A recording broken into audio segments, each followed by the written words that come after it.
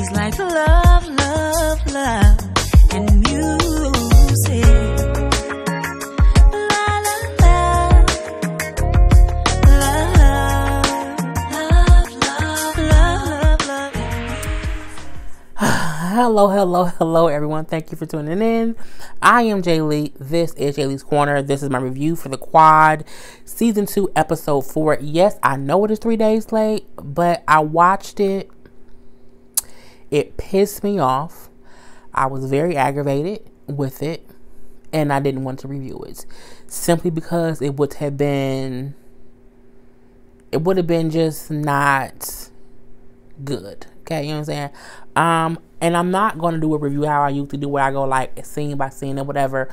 I just took a couple of notes. And to me, it seemed like this episode was solely about, I won't say crooked cops, but like racist cops who should not be on the force, cops who are consistently, basically racially profiling people in certain neighborhoods, and then the injustice or the unfair treatment that said person of color has to deal with.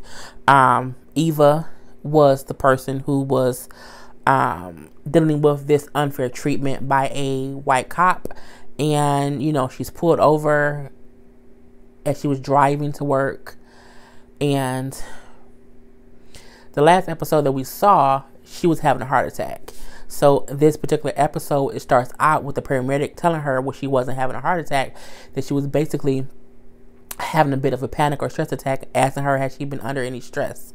Now, from there, we see her driving her car going to work, and the cop pulling her over, telling her that she was driving erratically. And she's saying like, what? That's not true. But he also asked her like, what are you doing in this neighborhood? A car like this shouldn't be over here. This is crackhead. This stuff that had nothing to do with nothing.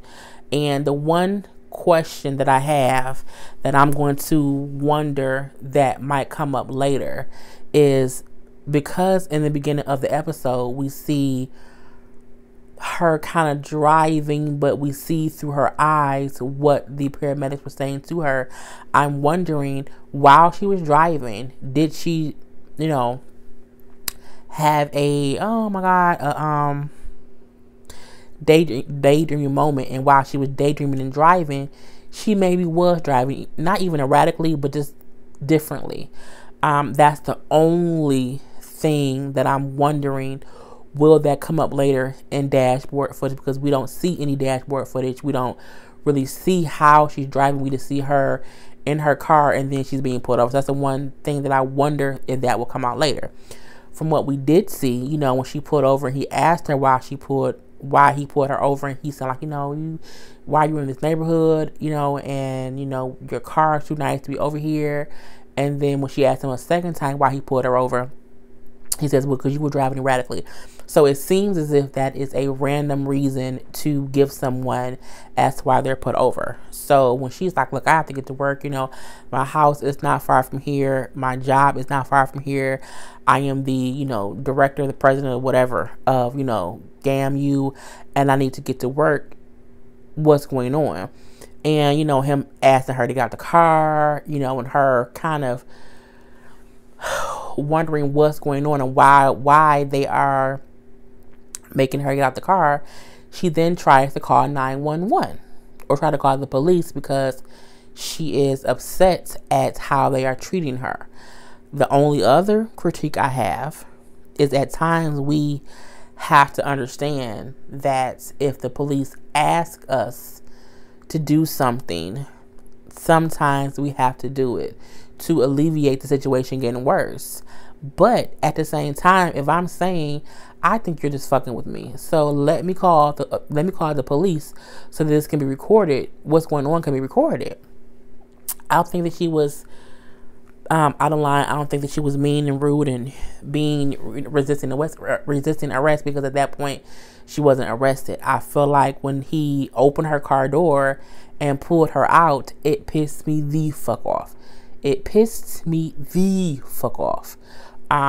Only because I think when I see things like this, I think of, what was somebody put my mama over like that and he put my mama in the car? I would be pissed the fuck off. That I thought was crazy, but we know that happens every day. The part where I'm like, oh, Eva, is when they're getting her out the car and she's literally fighting the cop. I think that is where we as people have to kind of just calm down, because we don't want to give them a reason to say, all right, I got your ass now because you did this, and this, like he did in this episode. You know, sometimes we have to follow what they fucking asked us to do, just so that if footage comes back, no one can ever say we asked her to get out the car and she didn't. You know, he then tried to get her out the car and she hit him. You know what I'm saying? I think we should do things so that they can't say shit like that. Because I hate it when cops do extra bullshit and then the first thing they say is, well, the cop asked them to get down and they didn't. Well, the cops asked them, you know, to put the cigarette down and they didn't. Well, the cop asked them, you know what I'm saying? I hate that shit. When they say, well, you know, the person kept running. Well, you know, the person was resisting.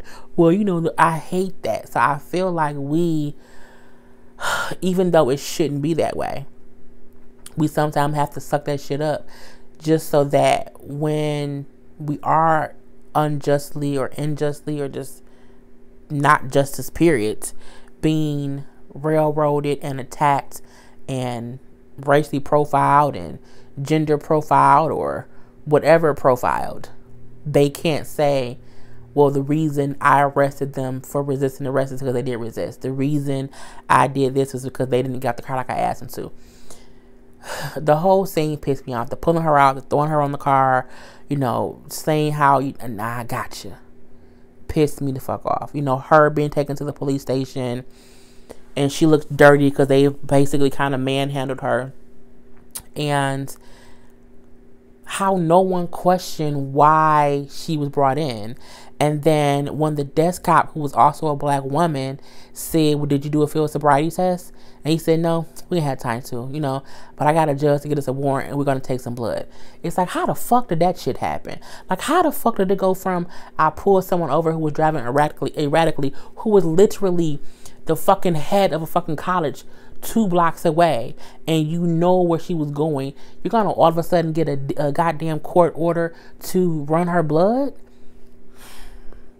Pissed me the fuck off.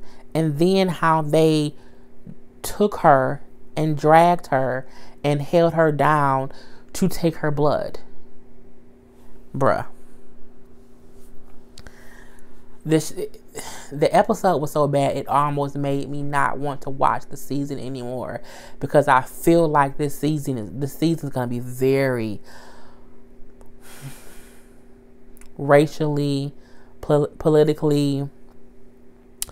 They're gonna tackle things that are gonna be tough. They're gonna tackle situations and conversations and just things that are happening and that is unfair. And I know this might sound dumb, and don't be like, you so dumb, you don't get it. I feel like I literally watch TV to avoid, to take a break from the complete injustices that go on in everyday society. So and that's why I said I didn't do a review the day it came on, because it had me thinking different ways. It's like, do I want to watch a show that's showing me all the crazy things that we as black people, we as women, we as the minority have to go through? Like, that ain't what I want to watch on TV. That's not why I'm here to see the quad. You know what I'm saying? I feel like the quad, this was a heavy episode. And a couple of other episodes have been heavy episodes. And I'm wondering, like, is this the turn the show is taking, where they're going to tackle these unjust issues that we have to deal with? And can I take that being aggravated and pissed off every week? Because I'm like, it's one thing if you're watching a fictional show about fictional shit, you're like, I'm not gonna really be pissed. Like, I don't get pissed off at SVU. You what I'm saying? Watching that. I don't get pissed off watching Grey's Anatomy. Getting pissed off watching Chicago PD, the Chicago Fire. Even though those are real shows that cover real things, whether it be child abuse or drug addicts or people being unfairly prosecuted, I don't really get mad because for me it's more fictional. But I'm like, this shit, that episode seemed so real solely because I know what's happened to people. So I'm like, do I want to keep watching? I didn't want to watch the whole episode, honestly. I just didn't. And it's hard to feel that way because you don't ever want to get desensitized to thinking, I don't want to see real shit on TV. You know what I'm saying? You don't want to get to that point. But I think that's literally what I thought. Why? I'm like, I'm so pissed off. This is some bullshit. I can't believe they did this to her. I was pissed off. You know what I'm saying? And, you know, even when she's been locked up and it's another woman and another black woman, everyone wants to fight her or beat her up over her fucking shoes. And the lady can't even fit the fucking shoes. She was a big girl like me. And he was like, you can't even wear these shoes. Why do you want them? And the girl said, I can sell them. You in lockup, bitch. Who gonna buy them shoes in lockup? You're not in prison. You're in a holding cell. That part pissed me off. But I get that stuff happening in real prison. And even having to say, look, when I walk out of here, I'll give them to you. But when I'm in here, you can't have them. That it was just too much, you know what I'm saying? And the racist ass cop who, like, she didn't get her phone call, and when she said, can I get my phone call now? And the black female cop says, you didn't get that? You know I didn't, because have you seen me make a phone call, bitch? Have you saw me? No? Okay. And that pissed me off because it's like it was a thing of people see shit that don't make sense and no one questions it, and that's why it continues to go on. You know, seeing that the nurse who took her blood was a black woman, seeing they holding this lady down. You know what I'm saying? It's that kind of crap that pissed me off. And the racist cop was basically saying, this is my house, you know. You aren't at your little school. Like, meaning he did it before. He's used to doing this shit and he know he can get away with it and he don't give a fuck. And, you know, it just pissed me off. Now, we see that she did eventually get out, but she refused to allow them to make her not want to press the issue. Everything that happened to her to act like it didn't happen. You know, the cop would get like a paid admin leave, some little bullshit. And she said, no, I'm not going to act like what he did to me did not happen. I didn't endure all of this shit so that he can get off. Fuck that. If we got to go to trial, we got to go to trial. It is what it is. That's why I said I wonder if later on it's going to come out where they had a probable cause to pull you over because you were driving, you were daydreaming, you didn't even realize that you were driving erratically. So when he pulled you over, you was pissed off and you didn't know that he technically had a reason to pull you over. And I'm hoping they don't make that be a plot later. Like, she's so pissed and saying it was unjust, I should not have even been pulled over. And then the dash cam footage come out, and because she was stressing and, you know, rolling from that thing of thinking she had a heart attack and it's everything she's going through, she kind of daydream, as we all do. I've driven in daydream before too. I'm just hoping that's not gonna be what it is, because again, the episode starts off with her in her car and she's basically daydreaming about the paramedics coming to her saying that it wasn't a heart attack, that it could have been stress. So, you know, I'm like, I would be pissed off if the cop gets off because she really was driving erratically. You know what I'm saying? So that whole thing. So yeah, she got out, you know, it was what it was. She walked out front. You know, she didn't let them, you know, take her pride. She walked out front barefoot because she gave the goddamn lady her shoes. And, you know, that's what it was. That's what the whole episode was basically about. You know, we had some other little things as far as, you know, Jason and Sydney getting closer. Jason is gonna probably rape Sydney. He gonna do some things to Sydney. He gonna get all in Sydney's head. He gonna fuck her up just to get back at Eva, because Jason is crazy, sadistic, and that's what happened when you had sex with people and they go got their man.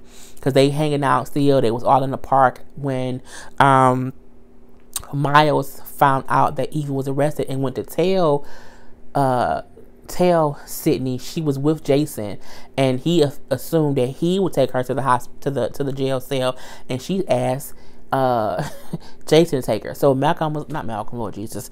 Miles was kind of like he's sexy, okay. He was kind of surprised that she's continuously hanging out with Jason. He had even went and asked Madison, like, are they smashing? And she's like, look, you know, me and her barely talking right now, so I think she would be very upset if she found out I was talking to you. Just leave it alone. We see Cedric and Ebony had sex because him and Browning broke up. But him and Browning broke up because did she find out? She something about she went in his phone, his computer, even though he gave her the computer to listen to a song, and she saw something that pissed her off, and then they got into an argument and basically broke up for a minute or two. And then he was hanging out with Ebony, and they, you know, was vibing or whatever. And then he looking at her, she looking at him, and she like, you know, I can't do this because you have a girlfriend. And then when he said we broke up, so now you gonna sleep with him? My thing is, I don't want to sleep with a guy who just broke up with his girlfriend. I really don't. I mean, if we like each other and we want to kick it, we don't have to have sex first. Because if you just broke up with her, your dick might still be wet from her vagina, and I don't want none of that. Okay, I don't want any of that. And well, you know, they had sex, they vibing or whatever. Okay, cool. But you know, he then go back home the next day in his same clothes, and he walk into his room, and Browning is in there, and she tries to apologize, say she don't want to lose him, and it was a misunderstanding, and she trusts him or whatever. But then she realized, she kiss him, and she say, "You smell funny." He smell like sex because he ain't taking no shower yet, and he like, oh, whatever. And then she look at him, she's like, why you in the same clothes from yesterday? Meaning his ass ain't came back home. And then she said, you know, where were you at? And he was, I was at where I was at. I was with who I was with. He didn't want to tell her. She's like, okay, all right, I guess we really over then, huh? And he didn't stop her, and then he, you know, she left or whatever. And he wondering to himself, what the fuck is he doing? Making mistakes? Because you didn't hurt both of them. Because one, you barely broke up with Browning, and you slept with Ebony. And then if Ebony found out that Browning came back thinking y'all was not broke up, what you gonna do? And if you want to be back with Browning, you can't tell Ebony, well, it was a mistake. Boy, you know, it's just too much. We see Cecil approaches Ebony to ask her to be back in the band, which is crazy. And she kind of went off with him, so, you know, I still have headaches, you know what I'm saying? I was beaten by people in your band, and, you know, your problem is you don't think about other people. And it's true, because my thing is, you so concerned about your band, thinking I want to come back, but you're not even saying to me, sorry for what happened to you. You're thinking about yourself, okay? And, you know, we see that whole part. And then the ending of the show was basically Cedric, of course, who's pissed off because the whole thing with Eva. He's sitting, well, the episode started this way as well. It was him in a room with a hoodie on, watching television, and on the television he was watching Eric Garner's mother speak about Eric Gardner, and sorry, my eye was itching.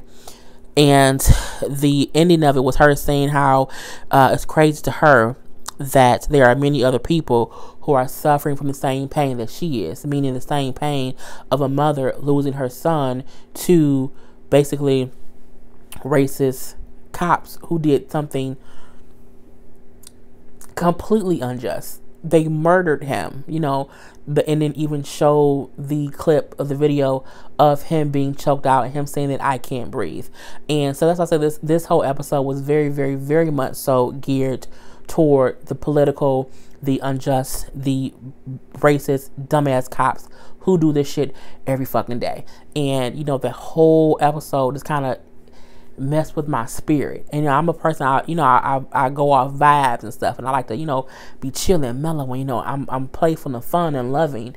So when I get to a point where I watch something and it affects my spirit, I have to kind of calm down from it before I talk about it, because I might come from a bad, you know, fuck this shit, y'all ain't shit, you know, and I don't want to ever be that way.